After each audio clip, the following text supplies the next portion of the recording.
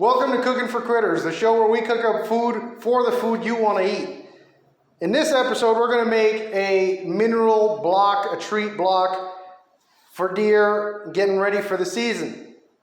I was at Walmart the other day and they had one for $8.88, and I thought to myself, hell, I can make that worse at home for twice the price, so why not try? Right, first things first, you're going to need a shit pot. This is going to be a pot where your wife isn't going to kill you if you ruin it. Interesting story about this one is I actually found it in my parents' backyard, buried under a tree. But it's still very good. It is rough, and my wife won't let me bring it into the kitchen, so I got a little hot plate here. You're going to need 32 ounces of some sort of sugar. A lot of people just use plain white sugar and water, and they make a syrup. I'm going with corn syrup. Why? Because deer like corn. And in this particular bottle here, it's got corn syrup, molasses, and salt. Three things deer love. Corn, I went with this because it was on sale for 95 cents. If not, if you don't have this, I mean, you can use the bagged deer corn or freshly picked corn or whatever you want. Ice cream salt, rock salt. This is going to be the kind of salt you want because it's got the big granules in it, and it's going to make kind of a nice texture for the salt block or the mineral block when we get it all put together. And this is a secret ingredient. I haven't seen anybody else use this, but I'm going to try it out and see how it works.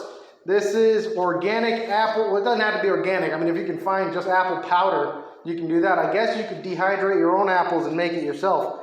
But this was on sale too, so this is just apples. We know deer love apples, so I'm thinking this will be a great attractant to bring them in. All right, first things first, we got to get a can opener and open this thing up. Begin by pouring in your molasses or syrup right into the pot. We're going to bring that up to a boil. I added a little bit of hot water to the bottles to get all the excess syrup out of there that wouldn't come out.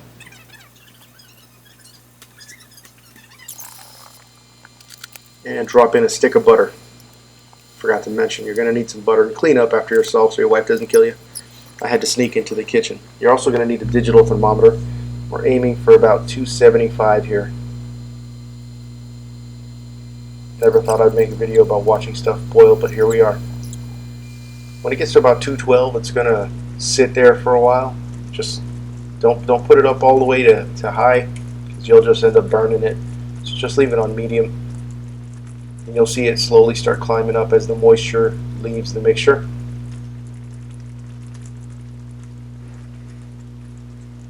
Once it hits about 260, you need to stay real close by because the temperature climbs up extremely fast, and you don't want it to go past about 315, I believe is the limit, but we're aiming for 275, which I reached right here, and I pulled it off quickly. So it was already starting to run away from me. This is what I call deer crack. That's all the corn, salt, and apple mixed together. Now I must tell you that I made a mistake. I should have used dried corn. The canned corn is no good, guys. It's going to go ahead and break apart some of your mixture. When it cools, it's going to cool it too quickly, and the moisture is just going to cause issues. I'm still hoping mine turns out okay, but just for a learning experience, use the dried corn. Do not use the canned wet corn. You see me put a layer of that deer crack on the bottom. Then I put the syrup mixture on, layered it on with some more of the deer crack, and so on and so forth, making ourselves a nice little layered deer treat for these critters.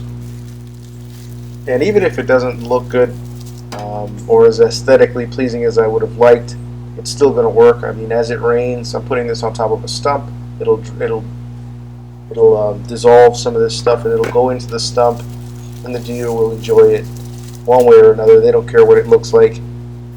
Go ahead and mash that in with a plastic spoon or something. Don't put your fingers in there. It will burn the living shit out of you. Just go ahead and mash that in there.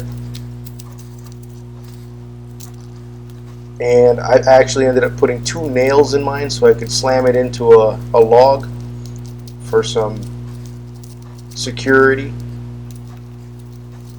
And yeah, I'm gonna go ahead and let this sit overnight, and tomorrow I'll run out to a stump that I've got prepared, set it on top of that, and also set a camera and see if this actually works.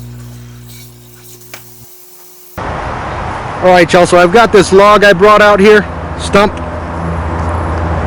and here's the block we made. So you can see I got some nails in it. I'm going to try to slam it on top of that log and see what happens. First, I'm going to sprinkle some salt on there.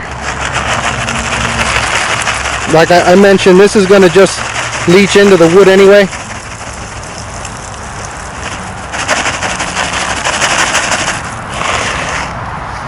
And we'll see how it goes. Let me try to set that up and I'll be back. Alright, so kind of a failure here. As you can see, this part held up really well.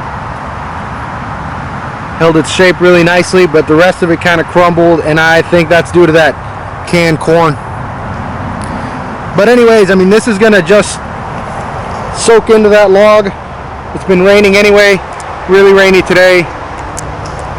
Dissolve into there, and the deer should come and have a good treat. I'm gonna put a camera up and we'll see how well it does work. Alright guys, well, until I have that footage, thanks for watching Cooking for Critters.